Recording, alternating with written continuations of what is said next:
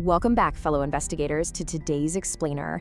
We're opening up the case file on one of history's most enigmatic, most terrifying serial offenders, the Zodiac. We're going to put on our forensic investigator hats, strictly analyze the raw data, and track the evolution of a highly specific, chilling behavioral signature. I'll be guiding you through the cold, hard forensic realities and the psychological shifts of this killer, relying solely on the established facts. So let's dive right into this. Our briefing today is going to follow a methodical escalation arc. We'll start by establishing the baseline, then look at the communication escalation, the peak ritual, the demographic shift and forensics, and finally, we'll analyze the suspects.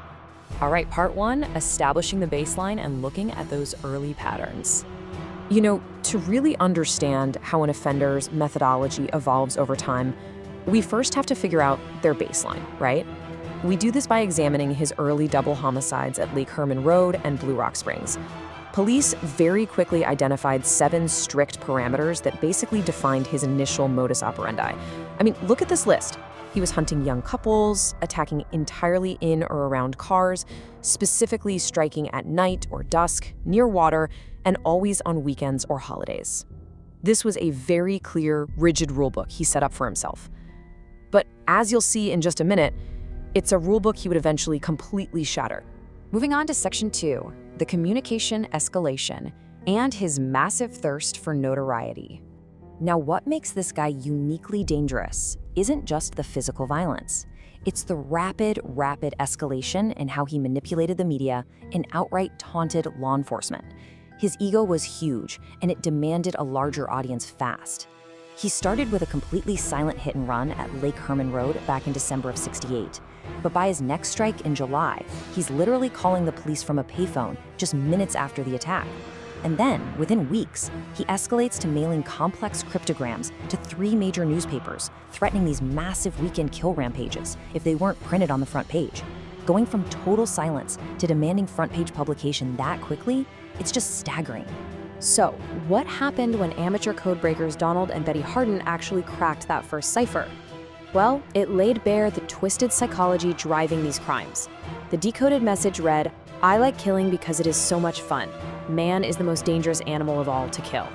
I mean, wow, this exposes a totally ego-driven motive, centered entirely on the thrill of the hunt. And it gets weirder. The cipher also revealed this deeply delusional belief that he was gathering slaves for the afterlife. He wasn't just committing murders, he was building this dark, grandiose, theatrical fantasy. Which brings us to Section 3, peak ritual and the infamous Lake Berryessa attack. That psychological escalation we just talked about, it hits its absolute terrifying theatrical peak during his attack on 2 college students, Brian Hartnell and Cecilia Shepard, at Lake Berryessa. This scene brilliantly illustrates his shift into pure ritual. He didn't just ambush them in the dark like before. No, he approached them in broad daylight, wearing a handmade black executioner's hood, with his own crosshair symbol right on the chest. He spun this elaborate, fabricated backstory about being an escaped convict from Deer Lodge, Montana. He even brought pre-cut clothesline and forced the victims to bind each other before he attacked them with a knife. And to cap it all off, he hiked all the way back to their car to physically write out his forensic signature, the dates of his crimes, and the method, by knife, directly on the car door. We're looking at a highly organized fantasy playing out in real life. Now let's look at Section 4, the demographic shift and the forensics. Right after that highly orchestrated Berryessa attack, the killer's pattern just dramatically fractures. If we look at the data and contrast his early victims with his later ones, it is literally night and day. Think about it. He goes from targeting young couples in secluded, rural areas from outside their vehicles to suddenly murdering Paul Stein, a lone cab driver from inside the cab on a dense, busy San Francisco street. And later, he abducts Kathleen Johns, a mother with her baby, on an isolated highway. He completely abandoned his original rulebook, likely just to maintain the element of surprise and keep the police guessing. But here's the thing. This major shift in geography brought some massive risks. That Presidio Heights murder of the cab driver, it was messy. Witnesses actually spotted him wiping down the inside of the cab. Because he was sloppy, investigators managed to secure the single most critical piece of forensic evidence in the entire case file, a partial fingerprint, left right there in the victim's blood. This was, without a doubt, the closest law enforcement ever came to undeniable physical proof of the killer's identity.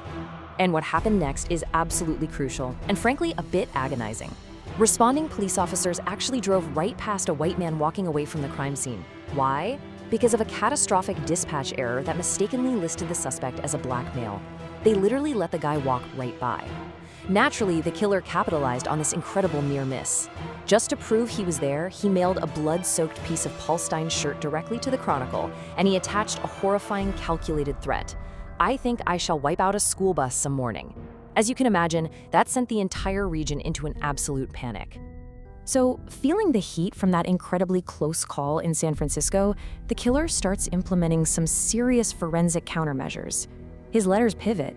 He threatens to completely mask his signature, claiming he's going to stop announcing his crimes and instead disguise them as, quote, routine robberies and fake accidents. He even sends in a detailed diagram for a bomb he claims is just sitting in his basement. What we're seeing here as investigators is a guy actively trying to muddy the waters to protect his identity because he knows he almost got caught. Which leads us to our final part, Section 5, Analyzing the Suspects. Now that we've got the behavioral data and the forensic evidence established, let's evaluate the primary suspects against the cold, hard facts. Arthur Lee Allen is for sure the most famous suspect. And yeah, there's a mountain of eerie circumstantial evidence. A friend claimed Allen talked about hunting people. He wore the exact military-issue wingwalker's boots that left footprints at the crime scenes. He even owned a watch branded Zodiac that featured that exact crosshair logo. Sounds like a slam dunk, right? Well, actually no. The hard forensic reality completely fails to back any of this up. His fingerprints didn't match that bloody partial print we talked about. His handwriting didn't match the letters, and he didn't even really resemble the composite sketch. The forensics simply do not place him at the scenes. And when we look at the other popular theories, honestly, the evidence gets even thinner. Suspects like Richard Gajkowski rely heavily on claims from an anonymous informant dubbed Goldcatcher, whose credibility was, to put it mildly, incredibly low. And the big theory targeting Earl Van Best Jr., that hinged entirely on a handwriting match from a marriage certificate. The problem? Investigators later proved that the handwriting actually belonged to the minister who signed it, not Van Best Jr. It just proves how easily the investigative waters can be muddied by sheer coincidence and false tips. So, as we wrap up this explainer, we really have to look at the killer's final, unverified claim in 1974. In a letter, he claimed a score of 37-0. Me 37, SFPD 0.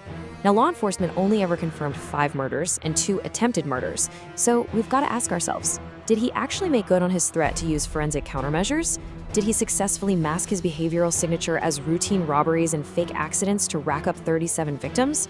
Or was this simply the final desperate bluff of an aging phantom, an ego completely starved for the attention he once commanded? The raw data stops here, leaving the ultimate answer locked away in history. What do you think?